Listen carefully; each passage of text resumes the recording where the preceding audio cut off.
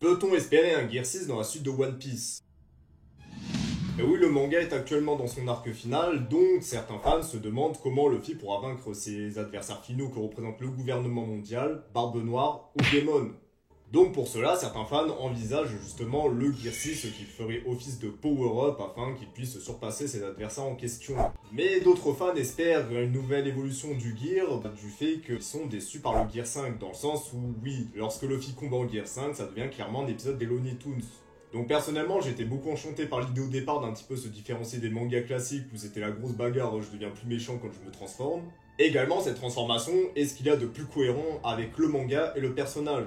Cependant, je dois avouer pour apporter un petit peu de nuance que bon, certains combats tendent à perdre en tension à cause des facultés du Gear 5 justement. Donc finalement, certains fans espèrent pallier à ce problème de par l'apparition d'un Gear 6. Cependant, dans cette vidéo, je vais vous montrer qu'il est très peu probable que l'on retrouve un Gear 6 dans la suite du manga.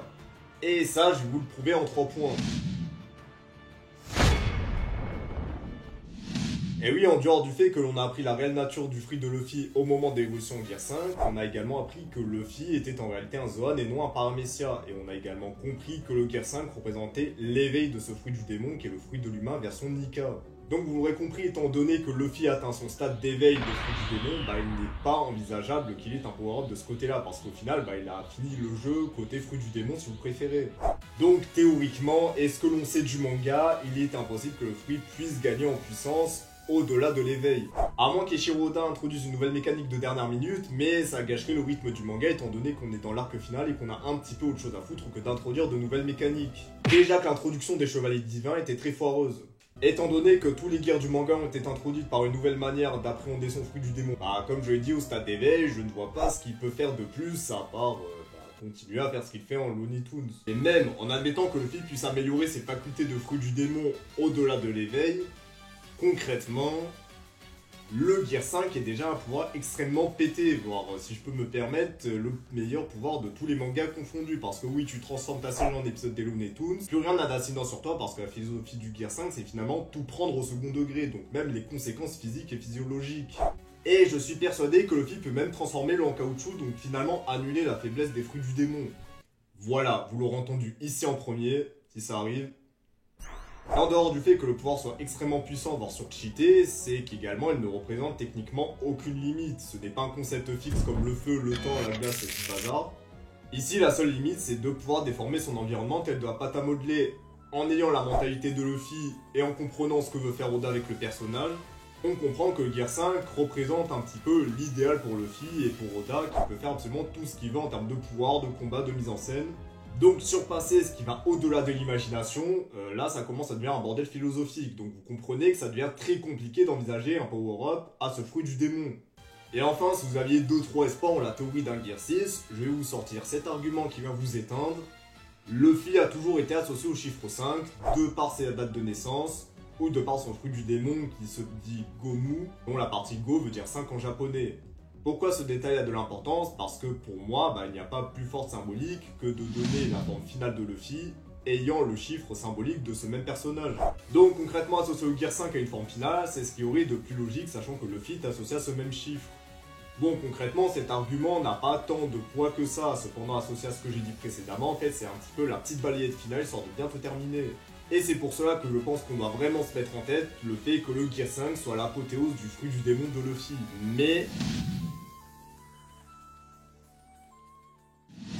Luffy peut être associé au chiffre 5, mais il est associé au nombre 56. On peut le voir sur certaines pages cover. Gomu a la particularité d'avoir le suffixe qui se prononce 5 en japonais, mais il faut savoir qu'il y a deux manières de prononcer les chiffres en japonais. Sans trop rentrer dans les détails, Go peut se dire 5, et Mu, le suffixe du fruit du démon de Luffy, peut se prononcer 6, ce qui nous donnerait 56. Donc qu'est-ce que je sous-entends par là? C'est qu'on pourrait finalement envisager un infime espoir d'avoir un Gear 6 pour ceux qui le voudraient. Donc finalement, le Gear 6 peut être envisageable dans le sens où on pourrait associer symboliquement Luffy aux chiffres 5 et 6.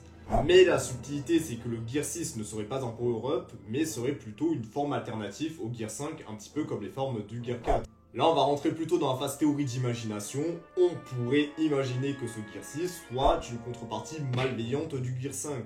Parce que oui, Nika est représenté comme étant le dieu libérateur, tout ça, qui fait des choses gentilles.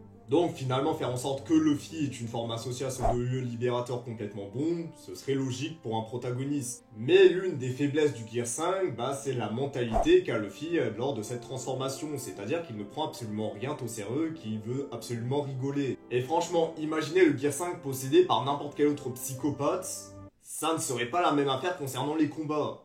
Donc on pourrait imaginer qu'au fil de l'arc final, finalement cet aspect du Gear 5 devienne un poids au point de mettre en danger les protagonistes et que Luffy ait une prise de conscience et qu'il se dise bon c'est marrant de Dahek mais pas trop quand même.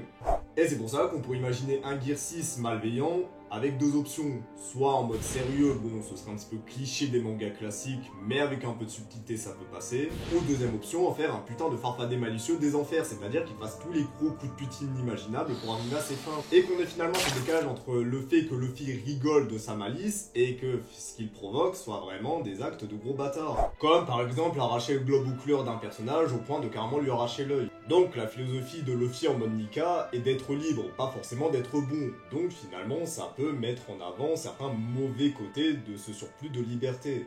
Mais la question à se poser, c'est comment Luffy pourrait débloquer cette forme de Gear 6, soit tout simplement par un approfondissement de son fruit du démon et une meilleure compréhension de son éveil, ou sinon on appelle le médecin du coin, il te file 2-3 cachets, et là tu débloques le Gear 6. La question que vous pouvez vous poser, c'est pourquoi Mammouth, tu penses à un Gear malveillant? Serais-tu un être ignoble au fond de toi? Alors non, pas complètement. Premièrement, c'est la première option qui me paraît le plus logique, étant en opposition avec les pouvoirs du Gear 5, donc pour créer une opposition, ce serait logique. Aussi, petit détail qui peut devenir insignifiant ou prendre beaucoup d'importance, c'est que Imu a la particularité de s'appeler à la troisième personne de par le nom Mu, et qui serait peut-être lié à l'ancien nom du fruit de Luffy qui était le Gomu no Mi, donc indirectement lié à Nika, donc il y a peut-être quelque chose à jouer de ce côté-là qui finalement Luffy prendrait du pouvoir de Imu. Bon, je vous le dis, si ce que j'ai dit précédemment vient à se réaliser dans le manga, j'offre un sparring à n'importe qui dans les commentaires, voilà si gratuit, n'importe quel sport fera l'affaire. Mec, c'est son coucou. Ok, je propose. Et finalement, le dernier argument qui pourrait nous faire espérer un 6ème Gear serait le fait que Luffy devra apprendre à se détacher de la personnalité Nika de son fruit du démon. Je m'explique concrètement. Donc comme je l'ai dit précédemment, Luffy prend à ce stade-là tous les combats à la rigolade sans aucun sérieux. Cependant, comme je l'ai théorisé, il se pourrait qu'il arrive à un moment critique où Luffy aurait dû prendre une situation sérieuse, mais à force d'avoir fait le con, sera entraîné de lourdes conséquences. Et ici, le défi pour Luffy serait finalement de se détacher de sa personnalité Nika et de se dire non, je vais utiliser certes tes pouvoirs, mais prendre les choses au sérieux lorsqu'il le faut.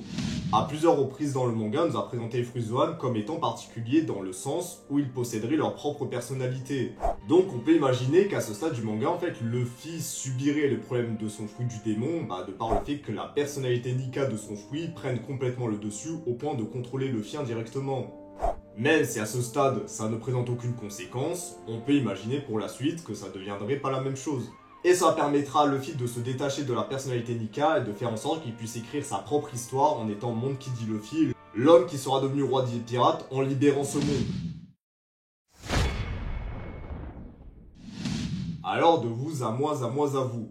Si actuellement vous espérez un Gear 6 pour un petit peu résoudre les problèmes du Gear 5 que j'ai pu citer précédemment, attendez-vous à être très certainement déçus parce que je pense qu'il y a très peu de chances, voire aucune, qu'il y ait ce Gear dans la suite du manga. Pourquoi? Parce que je pense que l'intention d'Oda à travers le personnage de Luffy et indirectement le message de One Piece serait la liberté. Donc finalement, liberté serait vue comme quelque chose de positif afin de permettre aux gens de s'échapper de l'oppression de gouvernement ou autre situation de manière globale dans la vie. Donc faire quelque chose qui irait au-delà et à l'antipode du Gear 5 serait un petit peu incohérent avec ce message et indirectement le personnage de Luffy. Aussi, nous savons que Oda met un point d'honneur à faire en sorte que Luffy ne tue aucun personnage, ce qui a tendance à un petit peu trop s'étendre au point qu'Oda a du mal à tuer ses personnages, donc je pense que de faire Luffy un meurtrier psychopathe, ça n'irait pas du tout avec le personnage.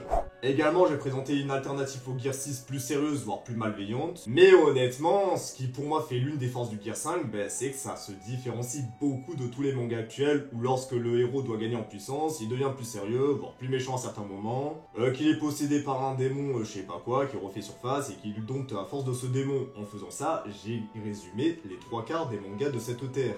Donc si Oda peut un petit peu s'affranchir des clichés des mangas du genre, on ne dit pas non, même si je suis d'accord avec le fait que le Gear 5 a tendance à faire perdre en tension tous les combats du manga actuellement. Parce qu'inconsciemment, en tant que lecteur, on sait que lorsque Luffy activera le Gear 5, la situation sera plus ou moins réglée, sauf si l'ennemi a un pouvoir de régénération infini. Mais là, l'enjeu serait plutôt de faire en sorte que l'ennemi ne puisse plus se régénérer, que Luffy lui-même s'améliore. Mais il y a un seul point concret que je n'ai pas évoqué dans la vidéo où Luffy pourrait gagner en puissance, ce serait évidemment avec son Haki des rois, qui deviendrait peut-être un Haki divin étant donné que son fruit du démon est issu d'un dieu, donc le nom ne paraîtrait pas déconnant. Donc c'était tout ce que j'avais à dire à propos de ce gear, donc n'hésitez pas à donner votre avis en commentaire, et sur ce je vous dis ciao.